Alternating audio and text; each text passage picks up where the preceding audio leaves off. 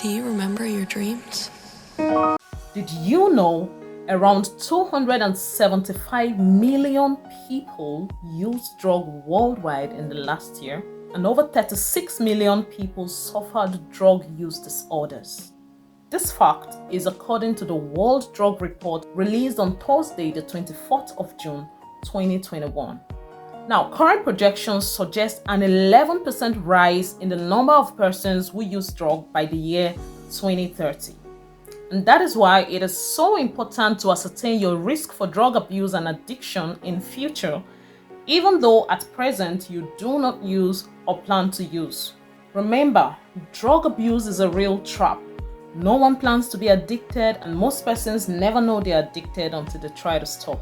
Which is why today I'm going to show you how to identify signs of risk that can predict your future drug abuse and addiction, as well as strategies you can adopt to prevent and protect yourself from actually suffering from addiction. Hey there, I'm Tari, and I'm a pharmacist with over 11 years of clinical practice experience. I spent several years working to help people with drug use problems through treatment and recovery in a hospital's drug rehabilitation center. And I've undergone quite a number of trainings on substance abuse treatment and addiction counseling. And on this channel, I'm committed to sharing useful and up-to-date information that can bring about solutions to real-world problems. And today's focus is going to be on drug abuse. Drug abuse is a global public health problem with severe clinical, economic, and societal consequences. There has been an increase in the prevalence of drug abuse globally, which has been linked to an existing knowledge gap about the realities of drug abuse. And so, in commemoration of this year's International Day Against Drug Abuse and Illicit Trafficking, I'm joining my voice to those of others all around the world to share facts on drug abuse, which will help bridge the gap and thus save lives. And so I'll be highlighting the importance of increasing addiction prevention efforts by sharing with you risk factors for addiction. Now, a quick disclaimer here. This video is not exclusive and is for information purpose only.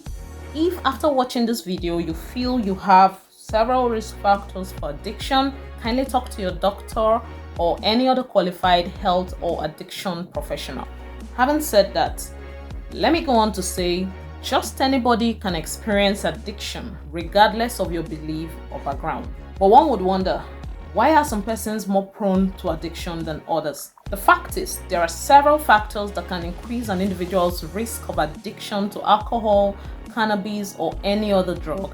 And those are the factors I'm going to be sharing with you on this video. So risk factor number 1 is genetics. Now, it is important to note that addiction is not just a question of lack of strong will or morals. There are many chemical processes that happen in the brain for addiction to occur, and these chemical processes differ from person to person. That is why you can have one person take several glasses of alcohol and another person not being able to do just more than a glass. Hereditary is a major risk factor for addiction, and according to the National Institute on Drug Abuse, genetics account for up to half of your risk for addiction to alcohol, nicotine, or other substances. This means if you have family members with addiction, you are more likely to experience addiction. Risk factor number 2, environment. Environmental factors can increase an individual's risk for addiction. For children and teenagers, lack of parental involvement can lead to greater risk-taking and experimentation with drugs. Now, I met this client who said, growing up, I never really saw my parents. They were both busy. I didn't have the privilege of being advised. I didn't know absolutely what was right or what was wrong. I just went about experimenting stuff. And so that was how I tried out smoking when some of my friends introduced it to me in secondary school. Now, this clearly shows the impact of lack of parental involvement on this child. Again, young people who experience abuse or neglect by parents may resort to using drugs as a coping mechanism. Also, peer pressure and the availability of substance in your social group can increase one's risk for substance abuse and addiction. And that's why we advise people on recovery from addiction to avoid certain groups, people, or environments that can serve as trigger. Risk factor number 3, other medical conditions. Having an underlying mental condition like depression can increase your risk for addiction. Also, having other medical interventions such as surgery that require the use of certain prescription medication for the control of pain can also increase your addiction. As we find, most patients continue to use such medications even after completing the prescribed duration of treatment.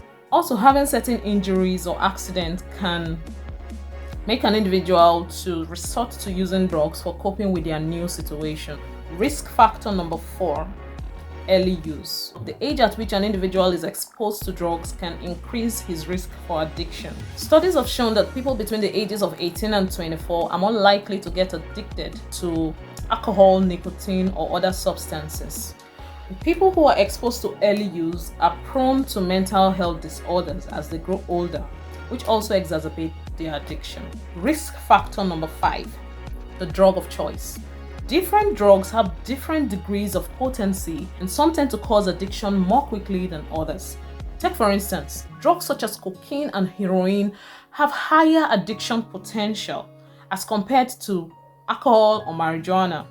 And so people who use the former tend to experience worse and more painful withdrawal symptoms, which causes them to use these agents at higher doses, thereby exposing them to greater risk for toxicity, overdose, and other serious complications. Risk factor number 6, method of use. Drugs that are smoked or injected have a higher potential to cause addiction as compared to drugs that are swallowed orally. Reason being that when smoked or injected, these drugs go straight into the bloodstream to elicit their action, whereas drugs that are taken orally pass through some enzymatic processes by the kidney and the liver before getting to the bloodstream, and so reducing their addiction potential. These are the 6 risk factors for addiction. Now, even if you have many risk factors for addiction, you can avoid or prevent it from occurring.